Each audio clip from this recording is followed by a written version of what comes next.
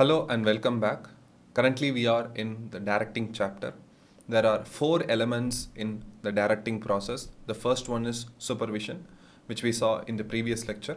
In today's video, we will talk about the second element of directing, which is motivation. So, motivation is an internal feeling, it is a state, it is a stimulated state that either drives us to do a certain behavior or stops us from doing a certain behavior. So let me repeat, it is an internal state that either triggers you to do a particular behavior or stops you from doing a particular behavior. For example, I had to be reasonably motivated to sit in front of the system and camera to make this video. Okay? And you, on the other hand, should equally be motivated to pay attention, to click on this video and watch this video till its end, because I am motivated to create and to teach. You, on the other hand, are motivated to learn. So there has to be a reason, and that reason should push us, should trigger us to do that particular behavior. So let us see in detail the features of motivation and also the motivation process. The first point is motivation is an internal feeling. The urge, drives, desires, aspirations, striving or needs of human being which are internal influence human behavior. All these are pretty much, they give the same meaning only. The urge, stimulation, drive, trigger, anything you can call. These are internal states of a human being. This either drive a behavior to do something or to stop doing from something. So that is the first point. The second point is motivation produces goal-oriented behavior or goal-directed behavior. First, you have to set a goal and then you are motivated to achieve that goal. Every bit of action you can take in that direction to achieve that goal. For example, I have a goal of running 700 kilometers every year. So I broke down that goal into 60 kilometers every month. I further broke down that goal into running 15 kilometers every week. So that means I have a goal of running 15 kilometers every week. So I run thrice a week. That means every time I run, I have to run at least 5 kilometers. So this is my goal. I have clearly broken down my goal into tiny pieces. So that gave me clarity. That gives me what exactly I should do every week, how much I should run, how long I should run every week. That means you should also set a goal. Let's say you have a goal of reading 20 pages per day or reading 20 minutes per day. If you set a goal, and then you will naturally get that motivation to at least do the behavior of reading, do the behavior of studying. Third point is motivation can be positive or negative. Positive motivation is something you chase a reward. So it is a reward based motivation. If I work hard, I will get increment. If I work hard, I will get promotion. If I get promotion, I will get a good name, good reputation around the organization. So as an employee, I'm naturally motivated to work hard. I come early to the office, I stay late, and I almost perform every task that I'm asked to do without saying no. So I try to be in good books in the eyes of my boss, and thereby I get a good rating at the end of every year. This is positive motivation. Now, what is negative motivation? Some days I don't even feel like going to office, but I will still go to the office. Some days you don't feel like going to the school, but you still go to the school, because if you don't go to the school, your attendance will be short and your class teacher will ask your parents to visit the school. Then it goes on, isn't it? So it has its bad consequences. Similarly, if I don't feel like going to office, so if I don't go to office or if I don't perform properly, my increment will be cut, my colleague will be promoted, and I will be given some bad assignments, I will be transferred to some bad departments. All these bad consequences will follow. So this is negative motivation. So naturally, I am motivated to not behave in a certain way. So this is negative motivation. The fourth point is motivation is a complex process, as in the individuals are heterogeneous in their expectations. We all have different types of motivations. We are all tempted by different things. For me, to motivate me, to be honest, I like if the work is challenging, if the environment is toxic free, if there is a good work culture, if people are friendly, if all these elements are there, I naturally get motivated to work. If there is a safety for employees in that environment, if there are less toxic people who don't gossip much, who don't play politics much, if I even see a reasonably good work environment like this, I'm naturally feel like giving my best and I'm naturally motivated. But there could be another person in the same department who absolutely would not want these things, or he would not be bothered by these things. A person next to me, sitting next to me in the same department, might be seriously motivated just by money. If he is paid 10% extra, 15% extra, he will automatically get that motivation to come to office. So for me, I am totally not so motivated by money. If you deduct some increment from my salary, that's okay. As long as you are having a good work culture, I am motivated to work. But my friend or some other person in the department may not think that way. Again, it's similarly, it could be you. You could be motivated by high marks, but there could be other person who is naturally motivated just to learn things. For them, marks need not matter. So they come to school just for learning's sake. Different reasons. There is absolutely no right reason to get motivated, or there is no wrong reason to get motivated. I'm just giving you examples. So as a superior, my boss cannot motivate me by giving more increment.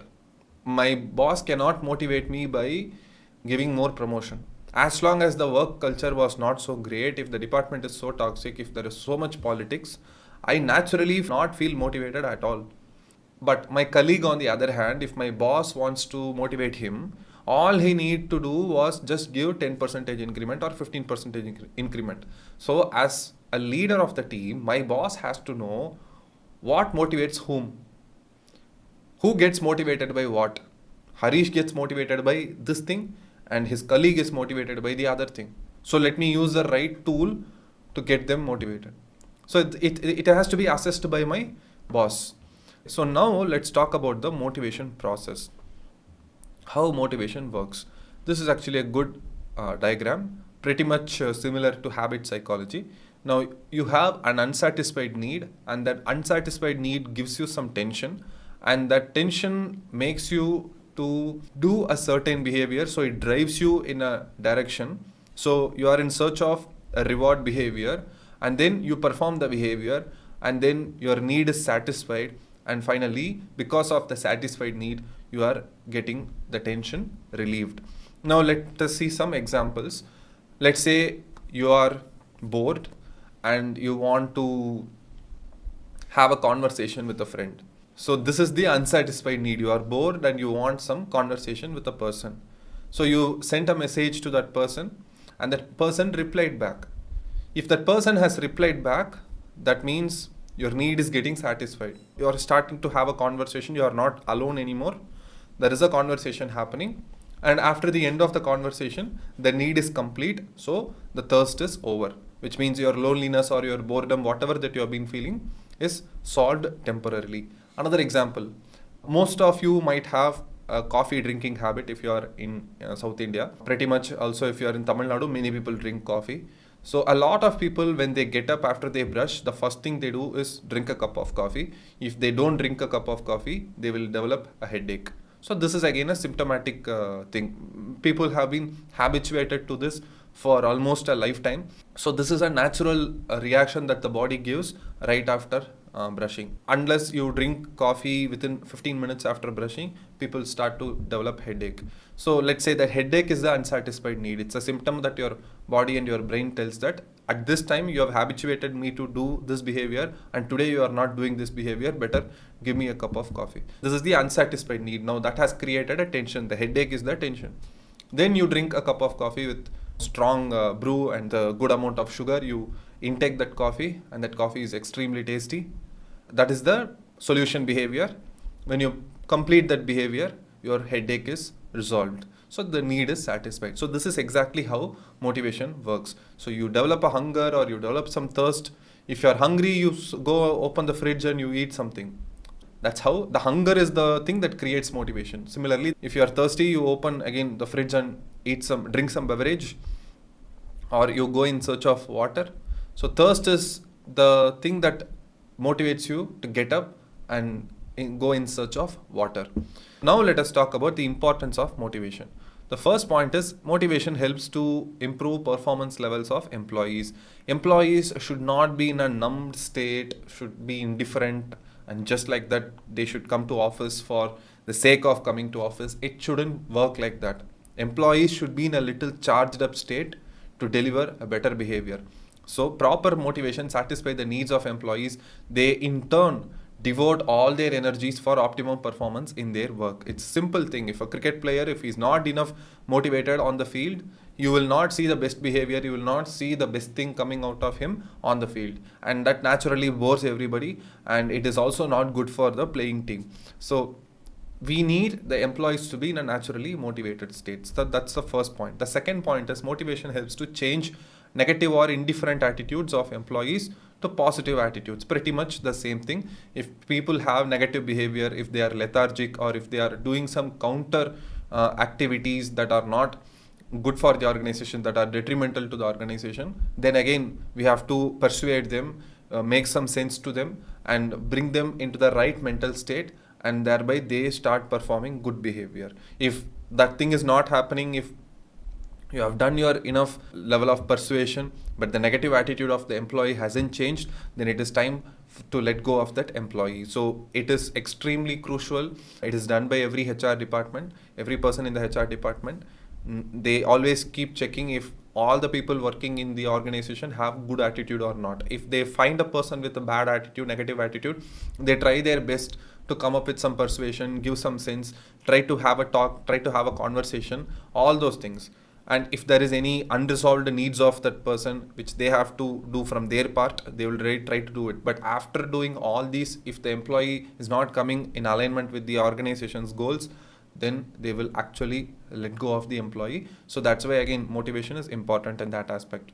The third point is motivation helps to reduce employee turnover and thereby saves the cost of new recruitment and training. You might not be able to relate this much. Let's say a lot of you might hate your school, a lot of you might hate your class teacher, you might have zero motivation to go to your school, and since you are in class 12, you'll be waiting for your school to be over so that you don't have to see your class teacher. I've seen a lot of students feeling about their school that way. What's the problem? Even if you don't like your school, you still cannot resign from your school, isn't it? You are committed to that school, so until you complete your class 12, you're supposed to go to that school. Unless some extraordinary things happen, students still continue with the school whether they like it or not. But in job environment, it is not like that. If you don't like an organization, if you have some emotional issues with the organization, you don't feel that enough, you don't have enough support in your team, your boss is not backing you in times of trouble. If you come across any of these issues, employees will wait for 1 or 2 or 3 months. If it goes beyond that, employees will start looking for another organization, another job. So they will resign from this current place. They will be ready to move to the next organization. And when an employee resigns and they dare to go to the next organization, it is an extra cost for the company. In staffing chapter, we saw how many processes it takes for an employee to be replaced. So you have to screen and you have to make them test. You have to do interview, and then you have to confirm, do salary negotiation, and then you have to pay commission to this placement consultants. Lots of things. It takes a whole lot of work to replace an employee. That too, if the employee happens to be a skilled employee, an employee with 12-13 years of experience, a middle level manager, then absolutely it becomes a headache for the organization. So every organization will want to reduce the employee turnover, which means they try to make sure the employee doesn't resign. What is employee turnover?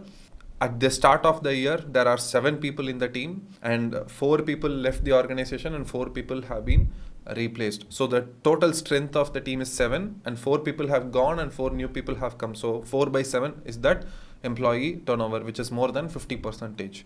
So 50% is a huge amount of employee turnover ratio. Organizations try to keep it between 10 to 20% every year, if not less. So that is the third point. Let's talk about fourth point. Motivation helps to reduce absenteeism in the organization. Yes, absenteeism will lead to lower performance, lower productivity, and lower productivity will lead to higher cost and lower profit. So again, it's an obvious point. And the last point is motivation helps managers to introduce changes smoothly without much resistance from people. This change management is something that we saw in the previous lectures as well. In any organization, at least once in 2 months there will be some small change, and once in 2 years there will be some big change. It is unavoidable in any organization, in any job. So you as an employee, how are you going to take it? Not every employee will welcome change. Some people will be so acceptable towards change, but a lot of people will not even like change. For example, even if we are, let's say we are using an app, and that app has a particular type of layout, and suddenly the app gets an update and the total interface changes and the icon started to look differently. The, let's say the send icon was in the left corner and suddenly it got moved to the right corner. The entire app has become into a new thing. So you will have that minor discomfort, isn't it, for at least 3 to 4 days to get adjusted to the new layout. So the same way, in an organization, every employee will undergo that irritation of change. So unless the leader is skilled in motivating people, he will not be great in keeping his subordinates going through that change. As a leader, you should be skilled enough to make sure that the employees handle that change properly. You cannot expect the employees to handle the change by themselves. It's your job as a leader to provide that. That is why motivation is pretty much important for the managers. So that's the discussion for today. We saw features of motivation and we saw in detail the motivation process. In tomorrow's lecture, let's talk about Maslow's need hierarchy theory. I will see you tomorrow. Thank you and bye bye.